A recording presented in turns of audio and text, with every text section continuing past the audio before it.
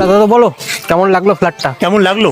তুমি বলে 2 BHK, ঠিক আছে, আর ভেতরে একটা মুরগি থাকার মতো জায়গা নেই। আরে কি বলছো কি দাদা? আরে 10টা ছাগল নিয়ে সংসার করতে পারবে। কি ভুল বলছো? তুমি ছাগলের সংসার করবো আমি? আর তুমি কি বলেছিলে ফুল এসি রুম, আর ভেতরে একটা পাকা ঘটর ঘটর করে ঘুরে যাচ্ছে। আচ্ছা এটা বলো তো, চল কতক্ষণ আসবে? ওই সকাল 6টা অবধি। আমি 10 সময় ঘুম দিয়ে উঠি বাড়ি থেকে। আর রেন্ট কত বলছো তুমি? 6000 টাকা মাসে। 6000 টাকা গরু গোয়ালের জন্য? আমি চললাম ভাই, আমি থাকবো না এখানে। আরে দাদা আবারও জল আসছেন, আমি স্নান করবো, অফিস যাবো তো।